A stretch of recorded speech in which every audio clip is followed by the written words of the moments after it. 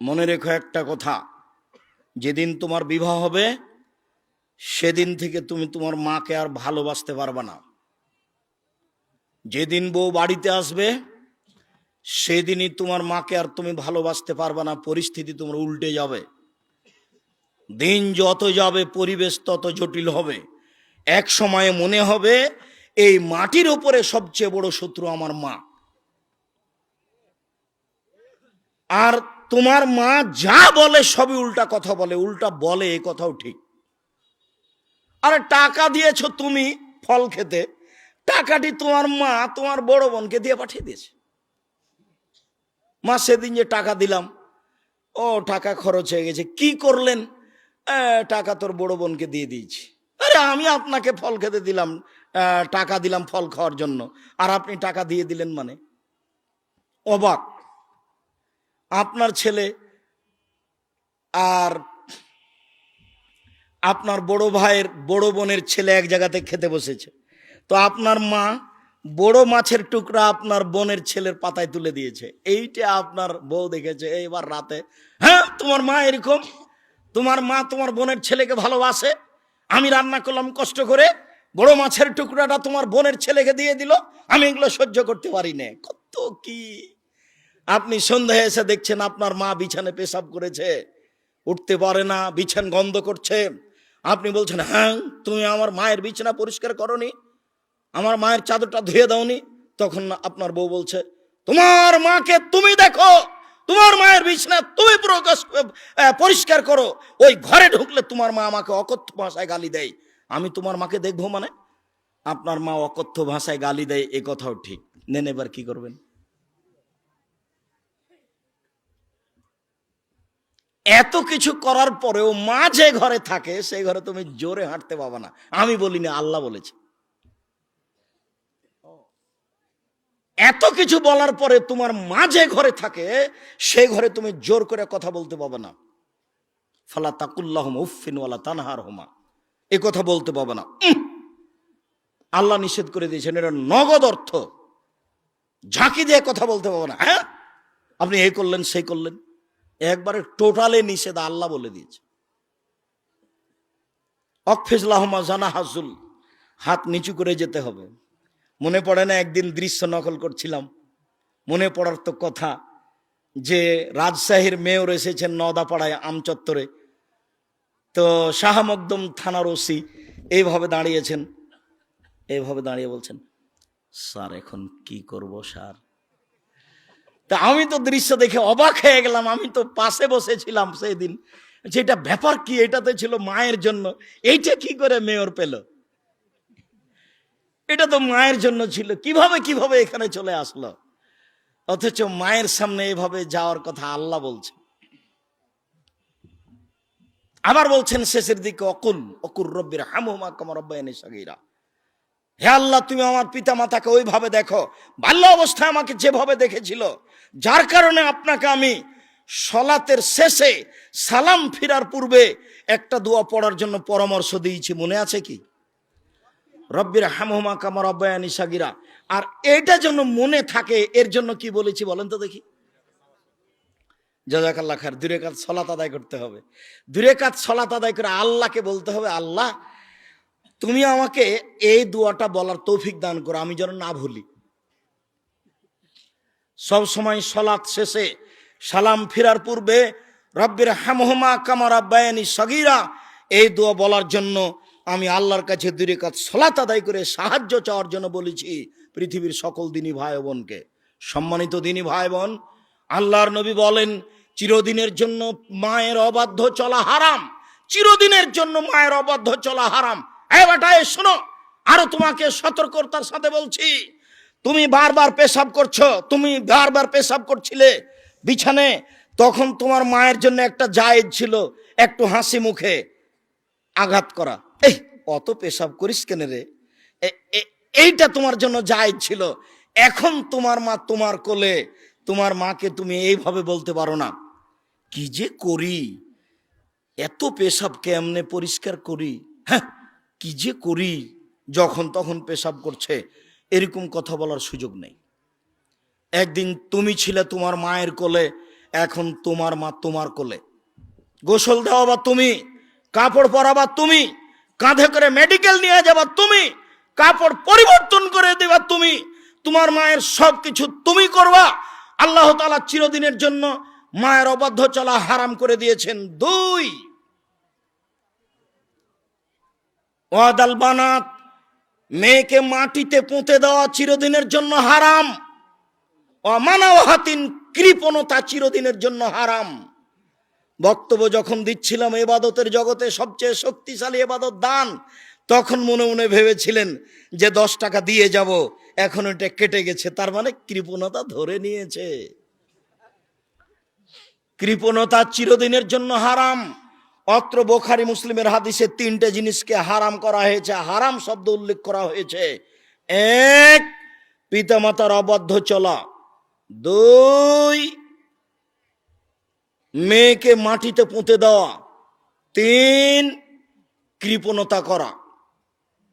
কায়েস ইবনে আসিম রাদিয়াল্লাহু তাআলা আনহু বলেন, আল্লাহর নবীর কাছে এসে, ইয়া রাসূলুল্লাহ, ইন্নী ওয়া'আদতু সামানিয়া বানাতিন লি, আমার 8টি মেয়েকে আমি নিজে হাতে মাটিতে পুঁতে দিয়েছি।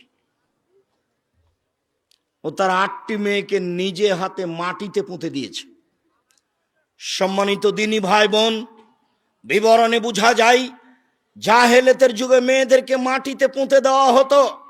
সংক্ষিপ্ত বিবরণে মেয়েদেরকে সমাজে দাম দেওয়া হতো না। হিন্দুরা মেয়েদের সমাজে দাম দেয় না। আজও হিন্দুরা মেয়েকে জমি দেয় না।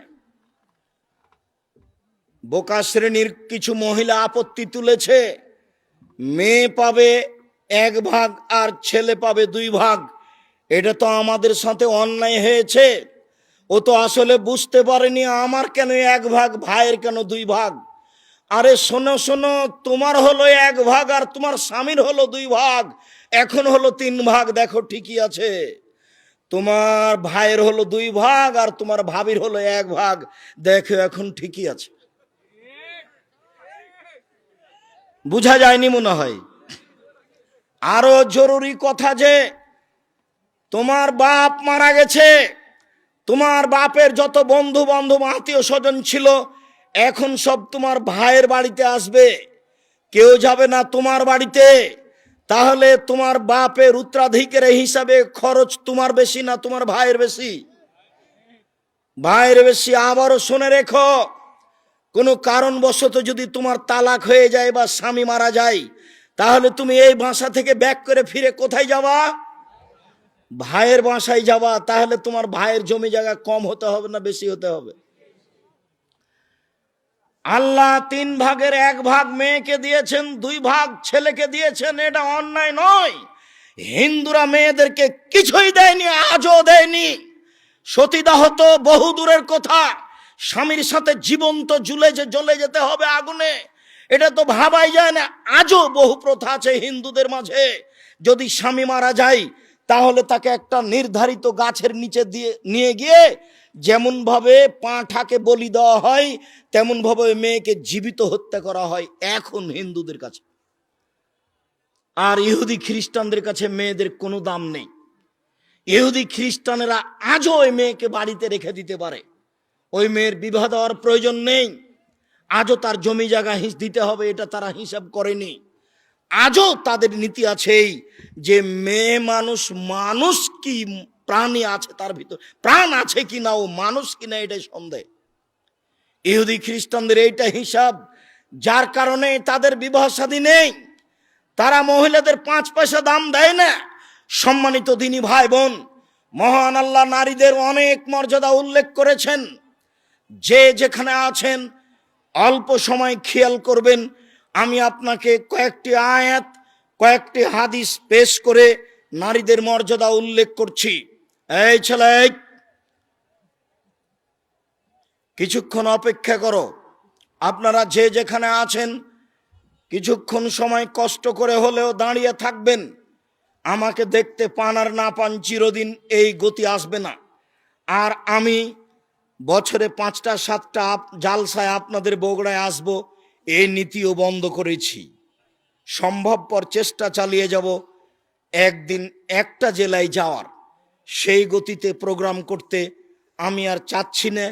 যেই গতিতে একদিন ছিলাম, বগুড়া থেকে জালসুখা থেকে পায়ে হেঁটে নাংলু চলে যাব, এটাই ছিল আমার কাছে স্বাভাবিক ব্যাপার।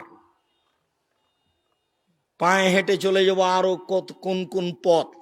সারা বগুড়ার প্রত্যেকটা গ্রামে, প্রায় গ্রামে আমার ঘোরা আছে, জানা আছে। বগুড়ার প্রতিটা পরিবারের সাথে আমি মিশে আছি। বগুড়া জেলাতে আমার বক্তব্যের সূচনা, যারা সূচনায় ছিলেন তারা আজও অনেকে আছেন।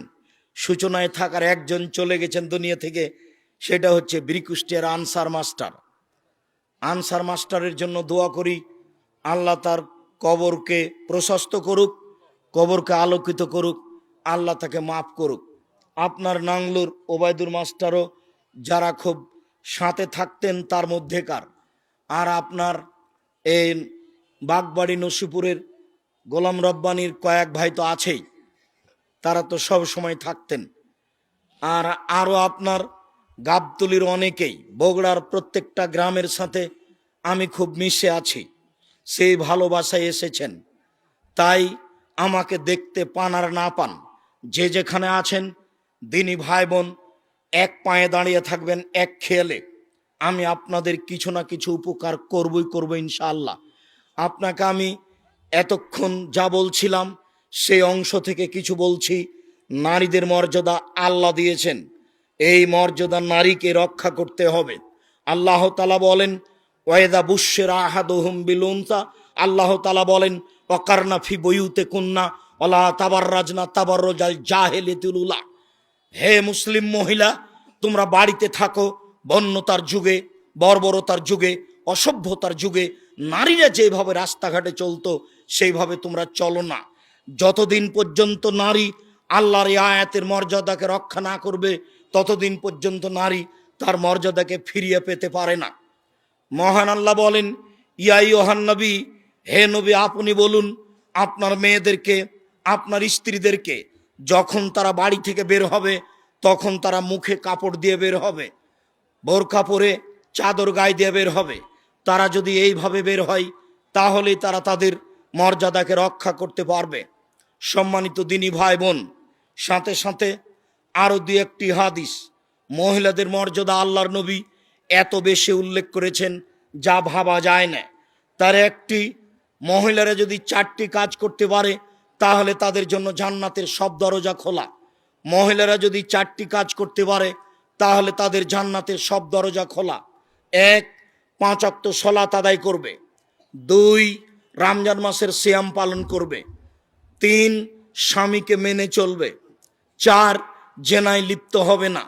যদি এই 4টি কাজ করতে পারে জান্নাতের সব দরজা খোলা। সাথে সাথে আরও উল্লেখ্য যে কোনো মেয়ের যদি জেনা হয়েই যায় তাহলে সে যদি তওবা করে তাহলে অতীতে যত পাপ করেছে সব পাপকে আল্লাহ নেকিতে পূর্ণ করে দিবে। সম্মানিত দিনী ভাই বোন, আপনাদের জন্য জরুরি সুসংবাদ যে আপনারা যদি অজু করার পরে আশহাদু আল্লা ইলাহা ইল্লাল্লাহ ওয়া আশহাদু আন্না মুহাম্মাদুর রাসূলুল্লাহ বা আশহাদু আল্লা ইলাহা ইল্লাল্লাহু ওয়াহদাহু লা শারীকা লাহু ওয়া আশহাদু আন্না মুহাম্মাদান আবদুহু ওয়া রাসূলুহু, এই দোয়া বলতে পারেন, তাহলে জান্নাতের 8টি দরজা খোলা। শুধু যে নারীদের জন্য এই বিশেষ মর্যাদা তা নয়, আপনাদের জন্য বিশেষ মর্যাদা রয়েছে।